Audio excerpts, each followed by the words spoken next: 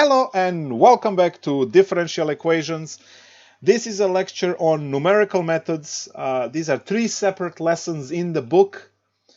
I put all of this together because it is numerics, all of them, and they all work the same way. You have a procedure, the algorithm that you have to follow, and you compute the answer to the differential equation, the solution, right? It works different, obviously, than the stuff we did so far, because now you will be getting data points, x and y pairs, and then you will be graphing those x and y pairs, and then do the best fit curve to come up with the answer. Now, we have to clear the question immediately. We have to clear up the question, why? Why would we bother with numerical methods when we have so many methods before? Well, the fact is that there are a lot of functions that cannot be integrated, which means that most of your methods are immediately out of question. So if you take a look at integral of e to the x squared dx, right, you're stuck. We can integrate e to the x. We can integrate x e to the x squared dx. We can integrate x e to the x dx, right? All of these we can do, right? So all of those are green check marks. But this one, right, is a problem. So now if you have a separable equation that it's equal to this function, all of a sudden you're doomed, right? Because you can't integrate, and your separation of variables, even though it's a valid method, it fails on integration, and yep, we're done. So we need a method where we would be able to ask a computer to go through, I don't know, 10,000 points, give us a really good dense data set from which we can plot the function and then say, oh, this looks like x squared, or looks like x cubed, or looks like cosine x, right? It's going to look like something. So if you are to look at, let's say, dy dx equals e to dx squared, and you do separation of variables, as you would always do, and then hit both sides with the integral sign, there it is, right? And I'll just write doom, right? So we can't integrate. So now, how do we battle these things? So we're going to have situations where you can't integrate, and we want to develop a method that would give us the value, the y value, provided the dx input, which you can always pick, right? Because you can pick a value along x-axis or a t-axis, whatever you want to call it. So you can get those values, and then you compute the y values, which gives you the set of points. And we are going to have what we call the Euler method in this case, algorithm. So we're starting, this is technically your 2.4 formula, algorithm. So 2.4 algorithm. Let's do this before I expire. The Euler method. So Euler was a mathematician who technically came up with most of the mathematics we ever see. The little e is first letter of his name, and he pretty much did everything you want to know in trig and complex analysis and hyperbolic functions, and I mean, technically anything should be Euler. It's Euler, all the time Euler. So he came up with this formula. If you have, so given your differential equation dy equal dx equal f of xy, you have to have your initial condition because you have to start somewhere. So given that, pick step size. I will explain all of this. Step size age.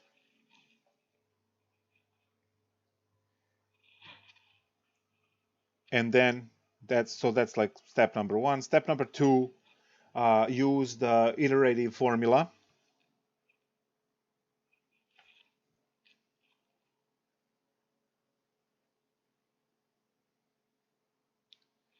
And that iterative formula is yn plus 1 is equal to yn plus age times, and then f of xn yn for all n larger or equal than 0. So this is it, right? This is it. And now you use this.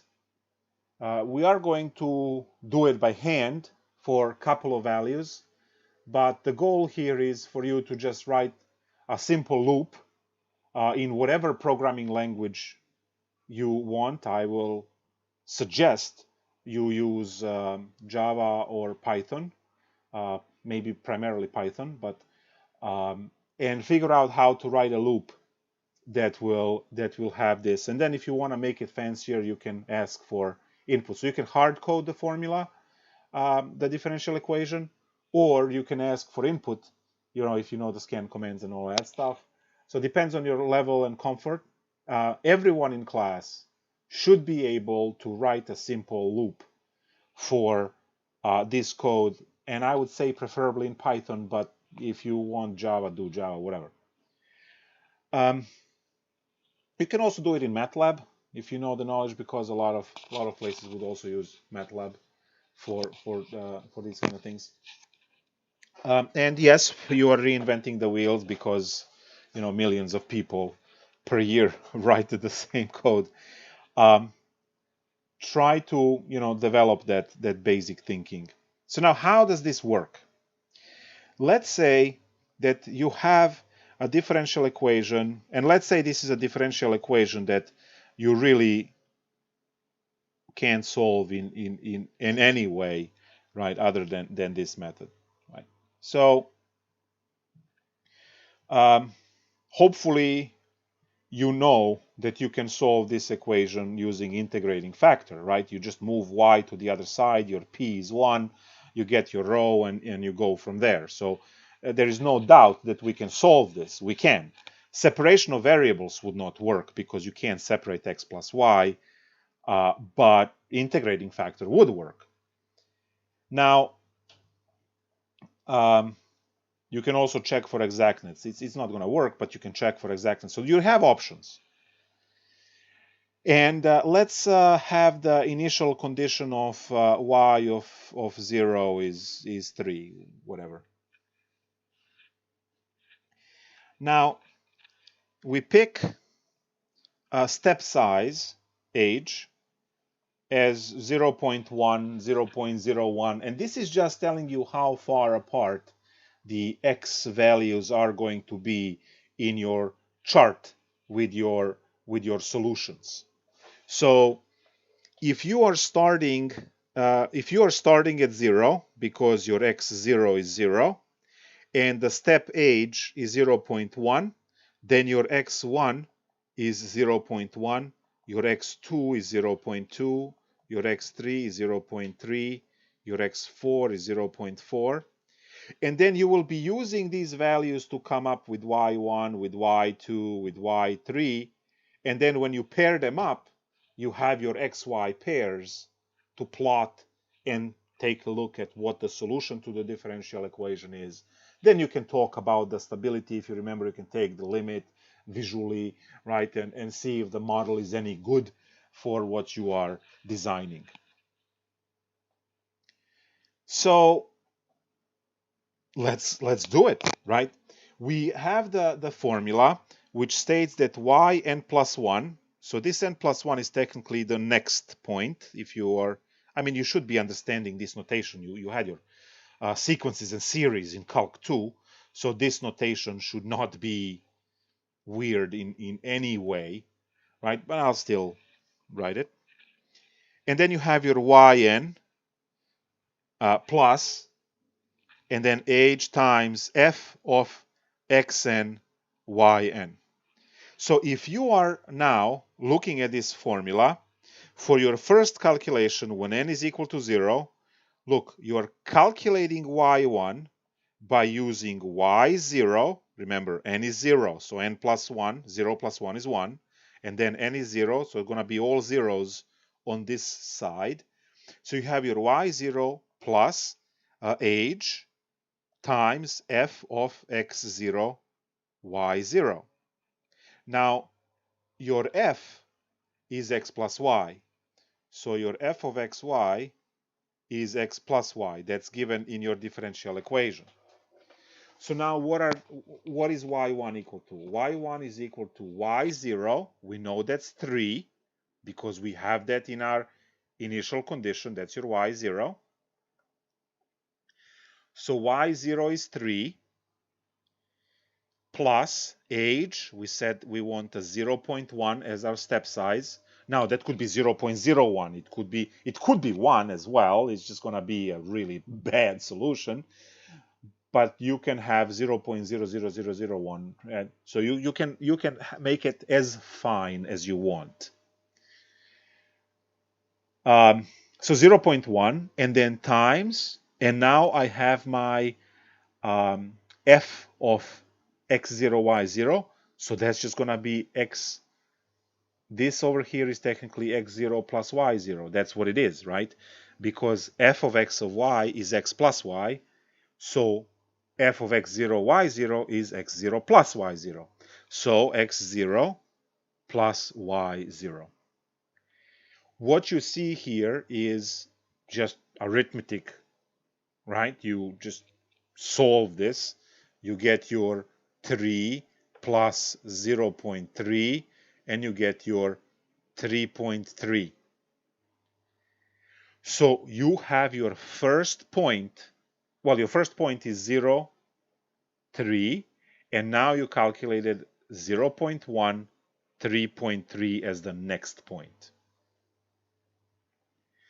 Now, n equals 1. That's going to give you y2, and then all of these, technically you look at this line and you bump up by 1 each one of these subscripts here. So it's going to be y1 plus age, and then you have your x1 plus y1. But you already have your x1, y1. They're right here. I'll just erase this point. So this is your x1, y1 point. So what's y2? Y2 is the good old y1, which is 3.3, plus age is 0.1, and I have 0.1 plus 3.3.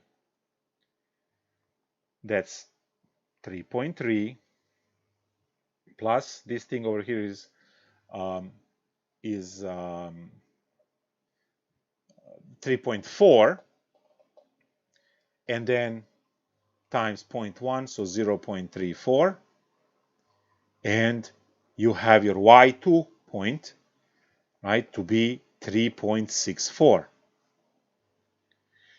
So how much is my x2? My x2 is 0.2.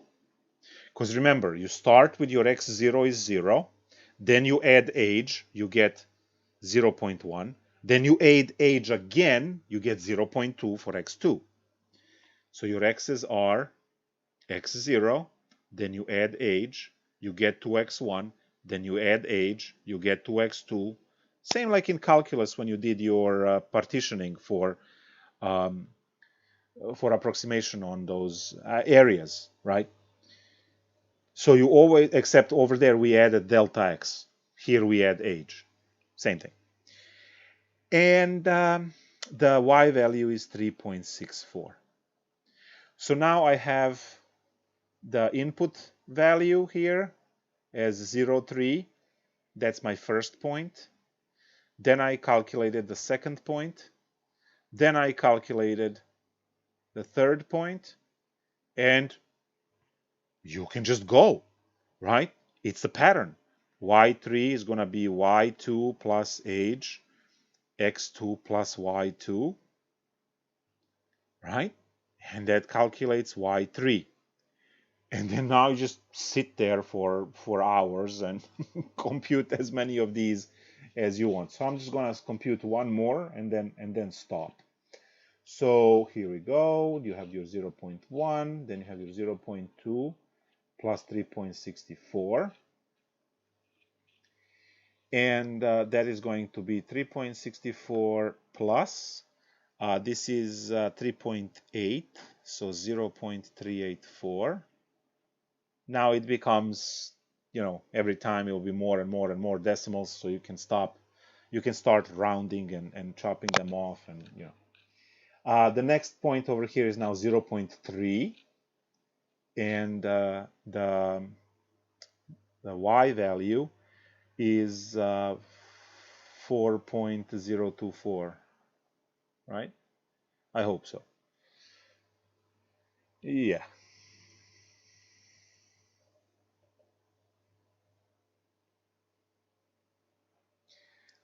So now we have the next point. And we can graph this, right? You draw your x and y. So now you're going to have your step age. So x is going to be 0.1, 0.2, 0.3, 0.4, 5, 6, 7, 8, 9, 1. And over here, maybe you can go by ones. Obviously, this graph is, squished because it's not equal scale, right? I have a lot more here to get through 0 to 1 than vertically. And then you just plot these points, 0.3 is technically 4. Then 0.2 was 364. 364, let's say that's there. And then 0.1 was 3.3. 0.1 is about 3.3. And then you have your initial point right there. And that to me looks like some linear equation over here. That's it. This is actually entire lecture.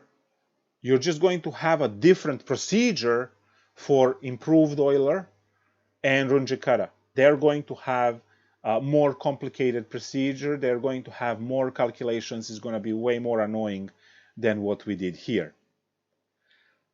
And I used, very carefully, I picked to use the word annoying, because these calculations, they're joke, but they're annoying, right? It takes time to compute all of these decimals, and especially if the equation is not on the other side, right? Especially if the equation is not simple as x plus y. Like we could have done e to the x squared, in which case computing 0.1 squared is going to give you 0.01, then e to the 0.01, right? You use the calculator. So these problems can get, they can't get hard. They can just get more annoying, right? Which is why I'm using that word, which perfectly describes the situation. It's just annoying to compute this, which is why we want to program it. You want to learn how to write 10 lines of code and then push enter on your right to execute the code, and you do not have to sit and go through these loops, right, to compute all of this stuff. By the way, this is n equals 2 over here. So please look into writing those, and it's not, I'm not gonna check it. I'm just, telling you one thing. You will never work serious job in engineering and research and any of that stuff that you're going to school for because you can't program. And I really don't care what your major is within STEM, whether it's electrical, mechanical, civil, because these things cannot be computed well by hand anymore. The equations are, and the models are out of textbooks. They're not in textbooks. So let's take a look at the algorithm for 2.5, which is called improved Euler method. So 2.5 algorithm improved Euler method.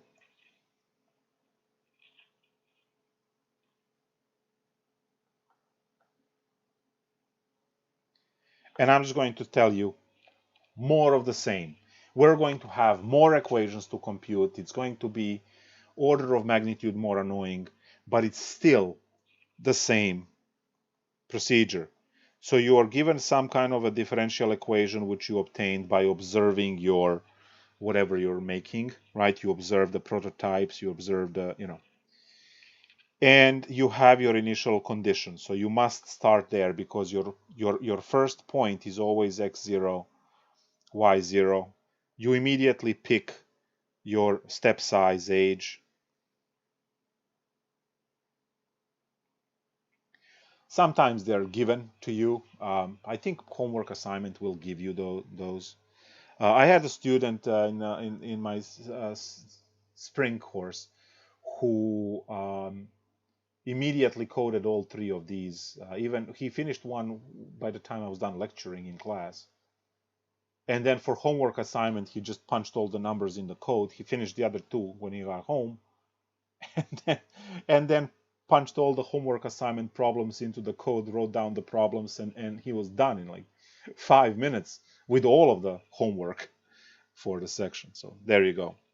All right, so now we do the pick step size age, and now we use the iterative formulas. Use iterative formulas. So that's plural, right? Multiple formulas. And here are the formulas. You first compute K1, and that's going to be f of xn, yn. Then you compute un plus 1, which is going to be yn plus age times K1. Then you compute K2, which would be f of xn plus 1 un plus 1, not a y, so u, not y. I have to say, because most of your grade dies right there on the test. And finally, we can compute yn plus 1, which is yn plus age times 1/2 of K1 plus K2. So technically, if you're trying to understand this, this is like applying that trapezoid rule where you're computing 2 points, you're taking the average of the two. So you have your step size age, but this is making it more precise. We're not going in these courses into the theory behind this and how to derive these things. That's the part of the honors differential equations course. You are responsible for learning the formula. Now, knowing that the situation it is, vast majority of you will not learn the formula. I hope that you will at least practice the programming part, so you have the shot at actually working later. And also, the more you learn on this one, your thermodynamics courses and some of those really difficult courses that are coming up in your education would be easier, because every single problem that you solve in those classes later on 300 and 400 level courses is going to have differential equations in them, just like you have addition and multiplication now. Now we can take a look at the same problem of x plus y, Or we can pick something else. It doesn't really matter. Maybe we'll pick something else. Let me go to homework and pick a problem from homework, because here, problem number 6. Y prime is equal to negative 2xy. So this way you have more examples. You can read the one that's in the book. And y of 0 is equal to 2. They also give you the solution, which you can easily find by separation of variables. In this case, because this is an easy problem to solve, you just do separation of variables, you're done. You can see how well your answer fits the solution given by separation of variables. So you can do that. All right, so what do we know? We know that our f of xy is negative 2xy. We also know that x0 starting point is 0, and the y0 starting point is 2. That's, that's coming from initial point. And all I need to do now is to follow the formulas in this procedure. And as you can see now, to calculate 1 point, you have to go through 4 equations rather than 1 that we had, right? Before we only had 1 equation to do in the Euler method. Improved Euler has these 4 equations. So now this becomes, just order of magnitude more annoying. So we have to calculate K1 first. And K1 was simply calculating our f of xn, yn, right? So we are at the situation when n is equal to 0. So I'm calculating f of x0, y0. And that's going to be, in my case, negative 2 x0, y0. And we know that that's negative 2 times 0 times 2, which is a big fat 0. So we got that K1 is 0. So now we get UN plus 1. And that is given as yn plus age times K1. So yn plus age times K1. So now yn, well, we know that's a y0, and y0 is 2. Let me write it actually. So that's going to be y0, because n is 0 for this calculation. Maybe I can just say, okay, this is going to be one calculation here. Y0, let's not use red, let's use blue. So y0 plus step size age in this case is going to be 0.1. I did not specify that, but let age be 0.1. You can literally put anything, 0.2, 0.5, 0.01. You pick how fine you want this calculation to be. And then times K1, which is 0.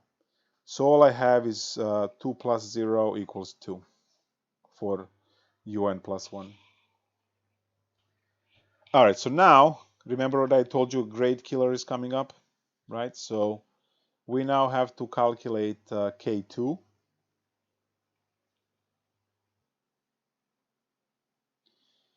And K2 is f computed from, and this is the next point, so xn plus 1, un plus 1. So xn plus 1, un plus 1, which is actually f of x1 and u1. But you know that your u1 is 2. You computed that. So what I need to calculate here for K2 is the function, and that's a negative 2 times x1 times u1, which is negative 2. And then how much is my x1? Well, x1 is always x0 plus age. So that's going to be 0.1. And then we know this one is 2. So the whole thing is negative 0.4. 2 times 2 is 4 times 0.1 and then times the negative. So negative 0.4. And finally, here is the step where we are calculating y1.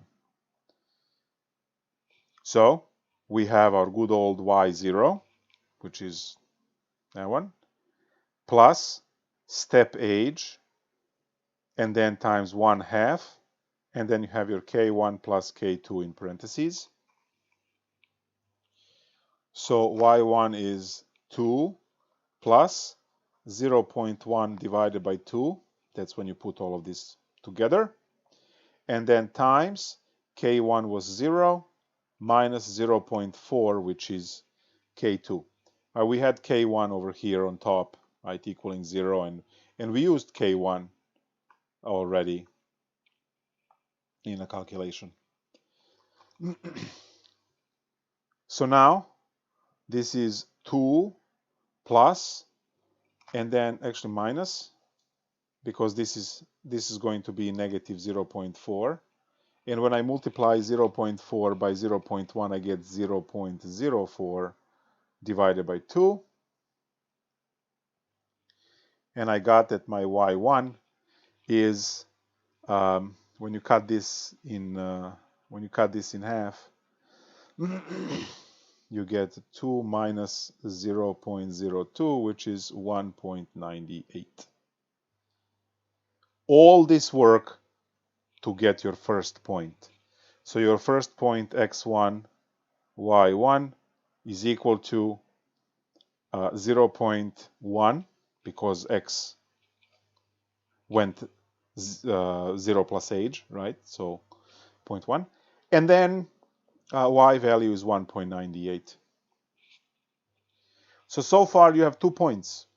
You have your initial point, which was 0, 2, and now you have your 0.1 and 1.98 as the next point. So that's your one calculation. Then rinse and repeat. N equals to 1. When n equals to 1, your k1 is going to be f of x1, y1. In your case, negative 2, 0.1 times 1.98.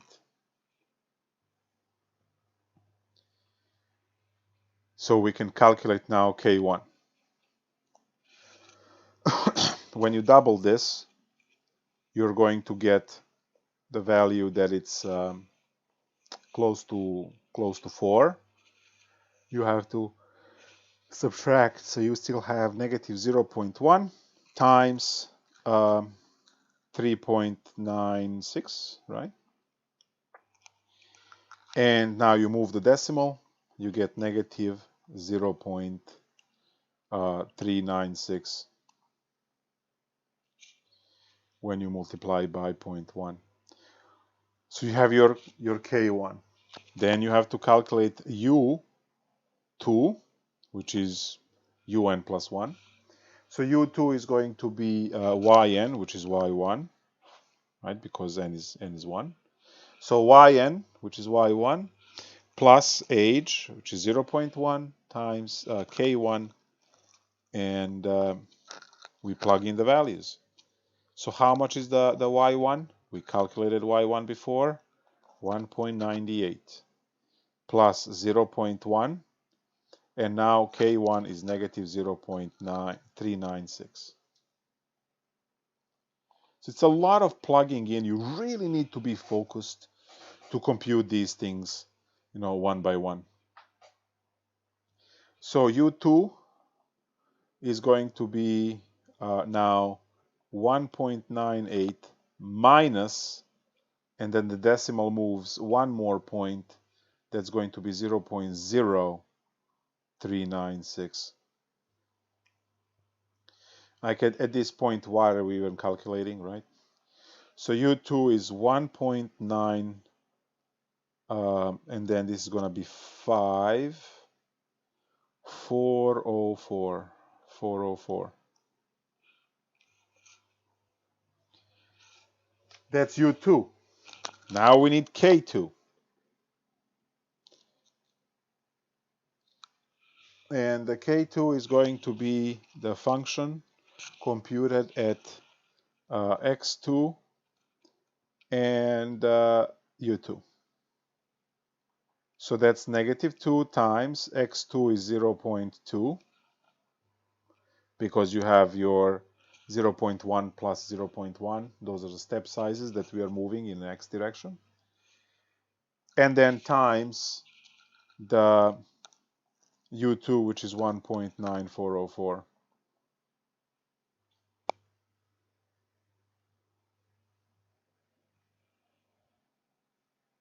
K2 is -0.4 times 1.9404. Let's use the abacus on this one, and maybe let's chop it down to 3 decimals or something, so we are not dragging all of these with us. So 0.4, so the answer is going to be negative over here, obviously. And we'll have 0.4 times 1.9404, and we're just going to chop that down. So 0.776, 3 decimals. And finally, we can compute our y2. So y2 is going to be y1 plus age, and then you have a half, right, times a half of k1 plus k2. All right, so y2 is equal to y1, or is the one we calculated earlier, which is 198. So 1.98 plus 0.1 over 2, right? That's age times a half. And then you have your k1, which was -0.396, and then minus 0.776. All right, so you mush all of this in a calculator. Make sure you use parentheses when you have to and all of that stuff.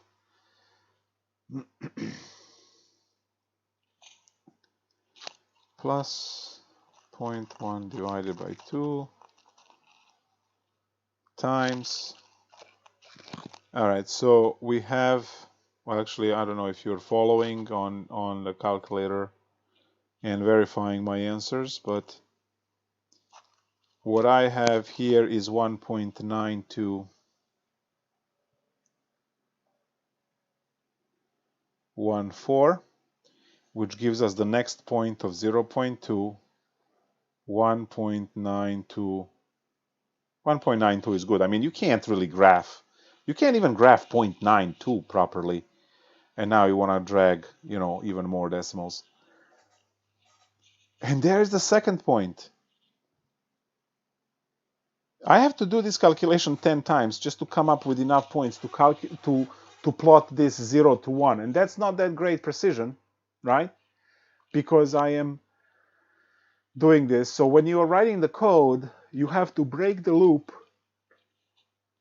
after 10 iterations, or you want to break, you can ask for input and then work that in to break the loop.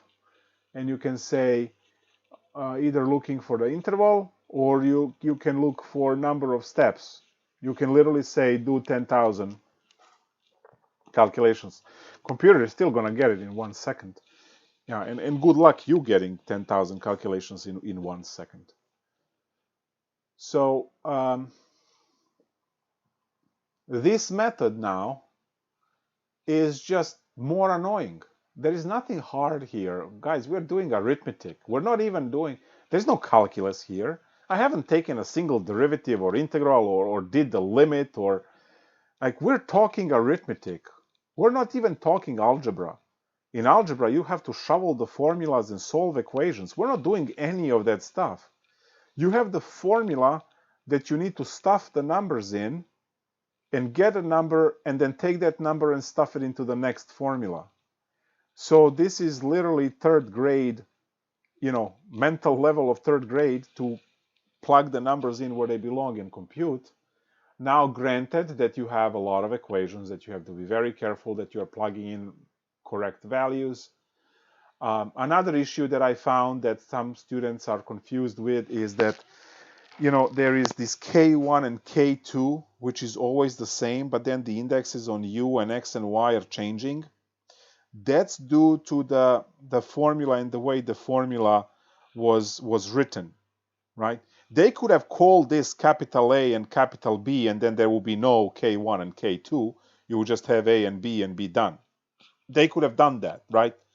But they went with K1 and K2, hoping that all of you understand the way to plug things into the formula. When you have K1 equals to, that K1 is K1 forever.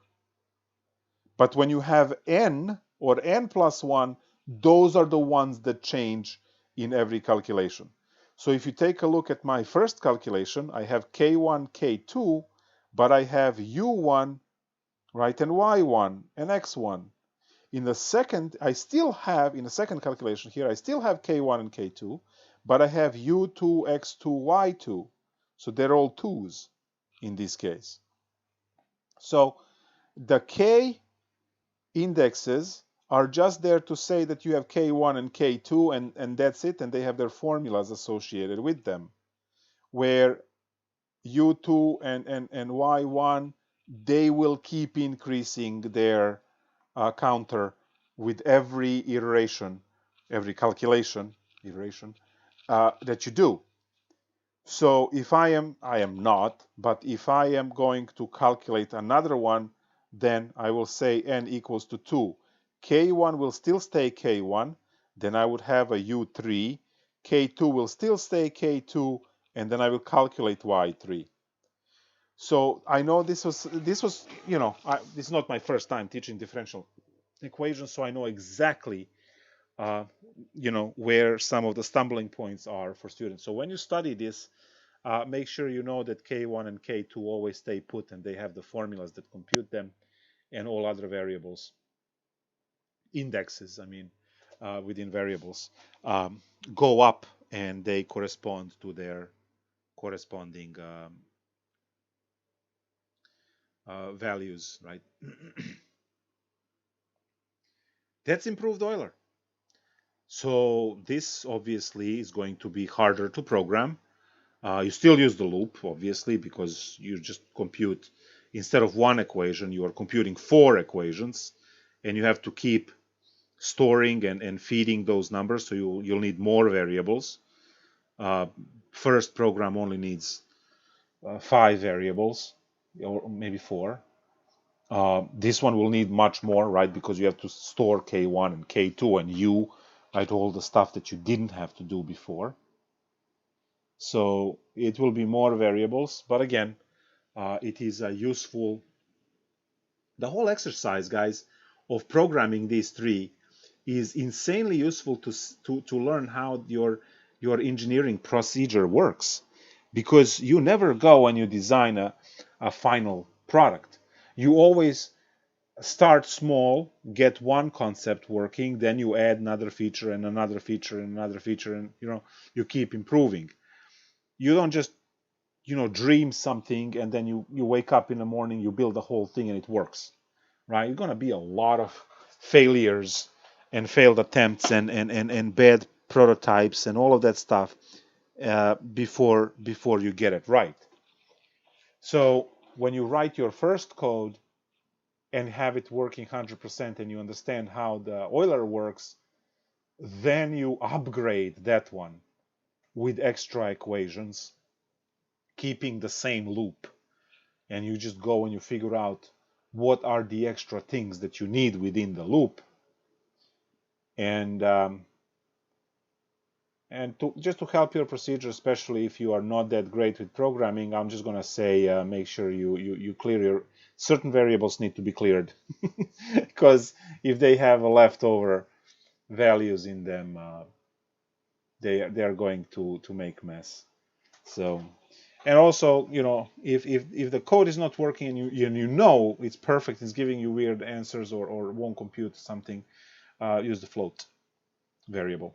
So, and you will discover and understand what that is if you care. I gave you a tip right there. What's left is 2.6 Runge-Kara, which is, you know, more of the same.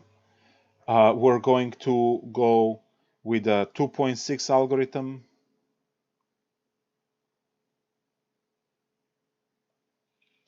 And this is called Runge-Kara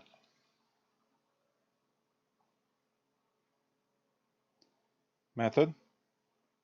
Obviously, last names, right? And this one has more calculations and more things to do than the previous methods. So, and I think, let me just, yes, if you take a look in a book, if you have the book, and you have it in a MyMathLab actually, on page, let's say 134, they give you a way to program this method in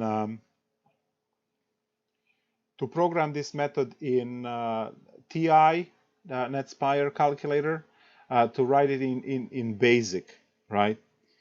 But also, you know, you should really look into what I said, you know, look into Java and Python, primarily Python, I would say, to learn the code in those.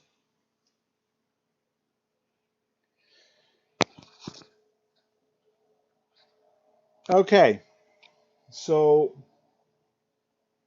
guys, this method is barely 100 years old. What you are seeing now puts you about 100 years behind current mathematics. And in this particular method, you are calculating K1, K2, K3, K4, and then you are using those 4 to calculate yn plus 1. And then you rinse and repeat. So you still have your equation, right? So given differential equation dy dx is equal to some function of x and y with your initial condition y of x0 equal y0. So technically, again, this is your point x0, y0, which is your initial point. You pick step size, age. That never gets old, right? And then you compute iterating formulas.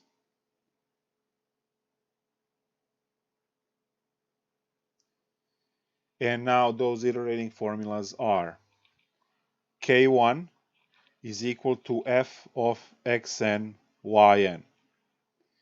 K2 is equal to f of xn plus 1/2 age, comma, yn plus 1/2 age k1. It's convoluted, but it works out at the end.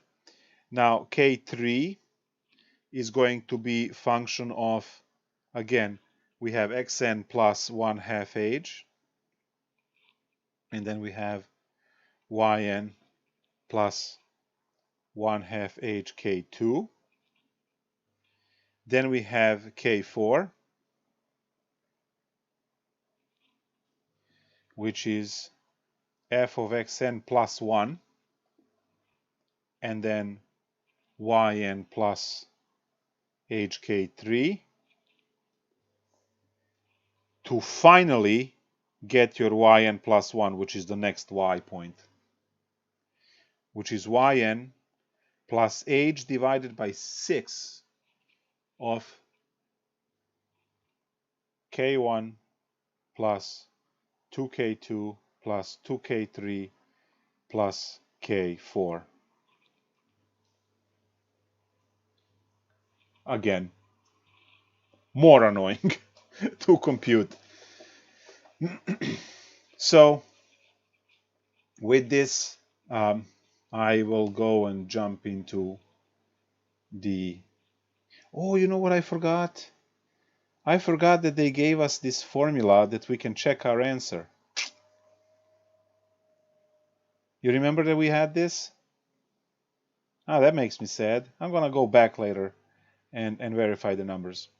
So let's go and pick an example from the book. We can actually do the same problem. I think they only did the cut and paste on problems from sections 2, 4, 2, 5, 2, 6. They just copy and paste and say use this method, use this method. Because here is the same problem, right? We have a y prime is equal to negative 2xy, and our y of 0 equals 2 initial condition, and the solution, so we can check how well we did, is 2e to the negative x squared. Everything is the same as before. Over here, same statement, and now instead of using, and it was also problem 6, so that's why I said they probably just cut and paste all of the examples.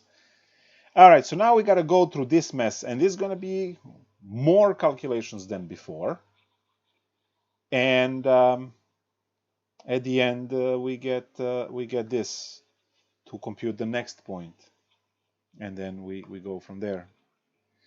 All right, so let's suffer through, you know, one round of this, and hopefully, right, you now understand why computer science and programming is so damn important, right? Because you don't want to sit and compute this for a function that you couldn't integrate in a differential equation. So we're starting. I have my x0, y0 as a point 0, 2. I have my step size of 0.1, and I can start n equals 0 calculation with calculating my k1 as f of x0, y0. In my case, negative 2 times x0 is 0, and this is 2, so it works out to be big fat 0 right there. Now k2, I have to calculate function of x0 plus 1/2 of 0.1, comma, y0 plus 1/2 of 0.1 times k1. Now this is function of this mess, which means that I have to go and say negative 2 times, this is going to be my, I said negative 2. Negative 2 times, this is where my x goes, and then times, this is where my y goes. So now, what is my x? The x is x0, which is 0, plus 0.1 over 2, times, and my y is y0, that's 2, of 0.1 times k1, which is 0, divided by 2. This is 2 and 2 will cancel, negative 0.1, right? This 0 plus doesn't do anything. So 2 and 2 will just cancel, so negative 0.1 times, and over here 2 and 2 cancel, another 0.1. So I get negative 0.01 for K2. Now K3. K3 is going to be F, again Fn, which is x0, plus 1/2 h, which is 1/2 times 0.1, comma, and then I have my yn, which is y0, because my n is 0, this is the first run, plus 1/2 of age, which is 0.1, and then negative 0.01, which is the K2. So now we have to compute this mess. Again, it's f, so it's negative 2 times x times y. Your function governs which way that piece will go. So whatever function you have, we have easy one, negative 2xy. So each parenthesis over here will be one of these two. All right, cool. Let's plug stuff in. X is 0. We know that's a 0. Plus 0.1 over 2. And then for this one, y0 is 2 plus 0.001 over 2. Now we can cancel the 2 in, let's say, here, and we get negative 0.1 times, and now this is just 2.0005. So it's like, yeah, I know. And then we move the decimal and make it a negative. So negative 0.2, 1, 2, 3, and there is a 5 right there. And we finally have our K3. So now we have to calculate K4. You understand why I am doing only one of these instead of spending another 3 hours to compute the other 2 points. So K4 is going to be the function of xn plus 1. So that's going to be x2 in this case. No, x1 in this case.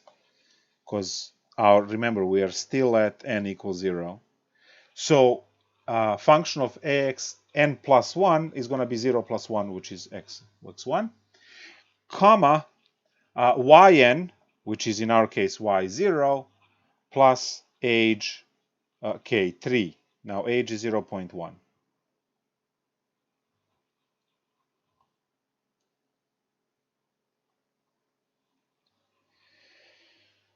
All right, plug everything in. Again, function, that's negative 2x times y. Everything has to fit in there. So what's my x1? Right, well, my x1 is the x0 plus age. So that's just going to be 0.1. And now y, well, y0 was 2 plus 0.1 times negative 0.212, 3, and then a 5 right there. There we go. Multiply these two in the beginning, we get a 0.2, negative 0.2, and that needs to be times 2 minus 0.02123, and then 5. At this point, we can just chop this off over here. It's just really small and insignificant change. So 0.2, and over here you will have 1.98. 1.98. And now we finally have our K4 as we multiply this. So negative 0.396.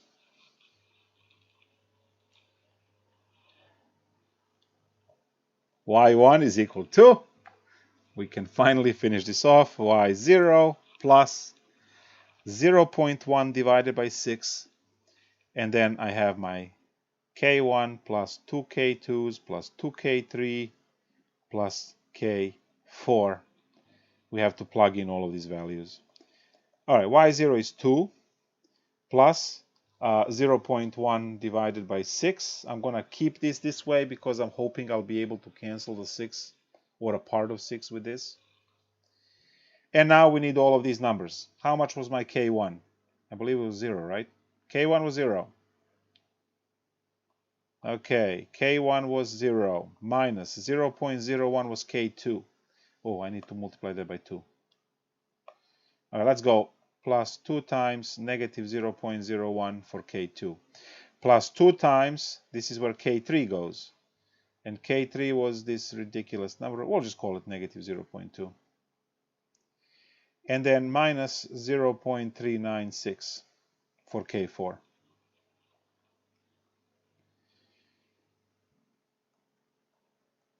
As I said, it's just arithmetics, guys.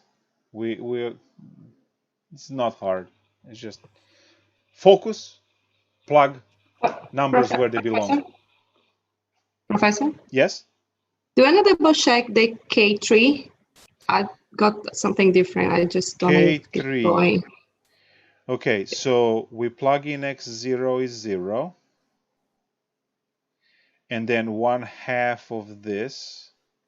Okay. And then those will cancel. And we just get negative 0.1. Y0 is 2. And then you multiply these two numbers, it introduces extra 0. Yep. It's a negative right here. And that is going to change our numbers, because now this is not going to be this, it's going to be 1.9995. 3 nines.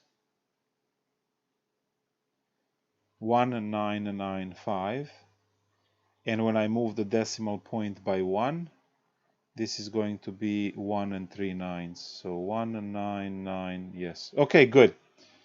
So I failed to use this minus sign with this plus sign to make a minus sign right there. And obviously that now, this is why these things are not supposed to be calculated by hand. Computer is not going to make that mistake. Which is why autonomous driving will always be vastly better than any human ever. Because they never make a mistake. That's the thing. Once you program something in, sure, there is a situation that the car got into because it was not programmed in, because again, human error. You did not program it in because you did not anticipate the situation.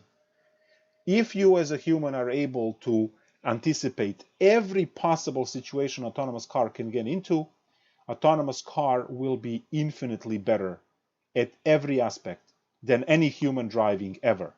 And that includes professional drivers that are able to sit 6 hours and drive in a circle. So computer would never make the mistake I just made with a sign once you program it in, which is why you are supposed to learn programming and not do this by hand. So now that I messed up on K3, then that mistake will propagate through the rest of the problem and will change all of the numbers. Now, I would know that I did something wrong when I get to the end and my answer doesn't match the answer we got in a previous method, right? So I would eventually know that I'm wrong, but thank you for telling me that I made a mistake in K3, because now I don't have to look for error. I know where it is because you told me. Anyway, so now we have, that's 0.2, that's good. I'm right here looking at this, which will introduce another 0. So that's going to be 1 and then 3 nines and then a 5. And well, did it actually make it? When you chop off all of these decimals, you still end up with the same. You still end up with the same answer. I don't think that actually this mistake ended up hurting us at all. Negative 0.2 times open parenthesis 2 minus. I'm just going to use the calculator with the entire decimal thing to get the same answer with 001 at the end. So yeah, that K3 did not impact K4, but clearly using the wrong K3 in the final answer here would make a difference. So where's my K3? negative 0.2. Oh, it still actually works. It still rounds to the same number. I guess we are not that far enough in the calculation for errors like this to make a difference. But probably when you move, couple of iterations away from zero, from starting point, this type of error would probably accumulate error. So luckily now we do not have any consequences with that mistake I made, but probably, a few iterations later, that would be devastating. All right. Well, that was a good thing that you spotted that. Let's see what we get. I'm going to just type all of this in a calculator because I'm literally done with these calculations by hand. By now, I would program this like 7,000 times. Let's get 0.02 minus 0.4 minus 0.396 to give me 1.9864. So my x1, y1 point after all this work is 0.1, comma, 1.9864. And 19864. 1986. No, that's 02. 19864. So this is your improved Euler, and this is Runge-Kara, giving us, more decimals and greater precision. Now, do you really need, 4, 5, 10 decimals? Can you just work with 2? Can you work with 3? Right?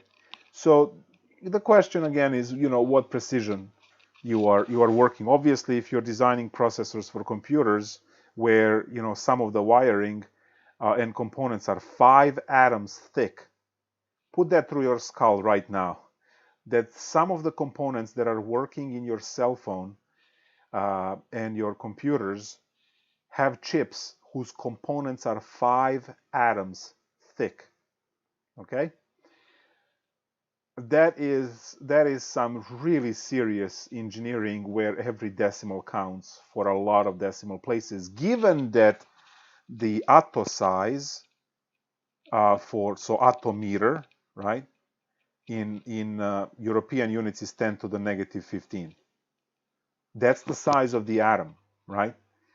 And that is this length is shorter than the length of visible light, right? Your visible light is measured in nanometers for visible light.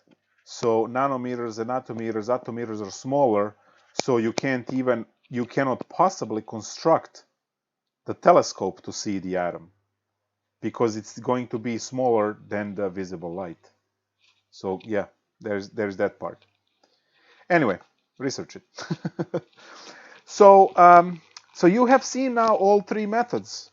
They progressively get worse with calculations, and I am really hoping for your own sake that you are going to sit down and figure out how to program this into the computer, preferably using Python, followed by Java, followed by C++, MATLAB, and so on. So you can have these formulas ready, and when you see a function, there is an input for a function. You can also hard code it in the problem, into the code, and then pick your step size. Maybe you want your step size to be 0.01. Let me just flip the book real quick in the homework for this one. Step size, age 0.25 and 0.5 in one of the problems. The other problem is looking for step size of 0.2 and 0.1. Here's another problem with step size 0.2, 0.1, 0.05, 0.025 step size. For me, as a human being, at least I hope I am one, to change the step size here into 0.2 means recomputing all of this from scratch. But in the computer, when you change that from 0.1, 0.2, you just hit enter. And it recomputes everything within a second. So obviously, right, you will be way more competitive on the market and useful to the company to hire if you're able to program this, right? Because no one cares what you can technically do by hand. Because, you know, $400, $500 computer will still compute these things way faster than you. And they're supposed to spend $70,000 annually on you. You understand that? What you can compute by hand from all of your engineering and math courses is completely irrelevant for your employment, because $400 computer outperforms you on every single one of those. And that's very cost effective. Your job is to be able to make up models. Your job is to analyze the situation and understand how to write that model and then program that into the computer so that computer can give you the answer. So when the people are telling you, yes, I'm an engineer and I have never computed an integral, yeah, of course you have never computed the integral. There is a $400 tool that can compute that integral much faster than you every time and get it right every time. But you are the one who programs it. So if you can't program that computer, if you cannot come up with a model, and if you can't analyze the model and do the simulation, then you are useless, right? And you can't get that 70K job that you might be hunting, right? So think about that and think about the procedure. You have seen that this is really, really annoying and long to compute. And, you know, beat that bad attitude, I don't want programming because that's not what I like. Because what you like is completely irrelevant, unfortunately, in this situation. You are not going to give me 20 points, right, over here, because you've seen that calculating 1 point for Runge-Kara took 20 minutes and I made a mistake, right? And the computer is going to give you 10,000 of these points in a matter of 1 second. So yeah, good luck competing with that. All right, so now your exam will have these problems. You will have to submit the work, you calculating each one of these. Obviously, you will have the calculator to compute the values. This is where we, you know, plug in the hashtag Rutgers MGIT, and many of these universities will not even give you calculator to do this. And if you don't believe me, go ask the students enrolled over there. So you will have the calculator available on the exam to at least do the calculations. And you will have to send in, obviously, the pictures of your work that will show that you went through each one of these lines, computing the number.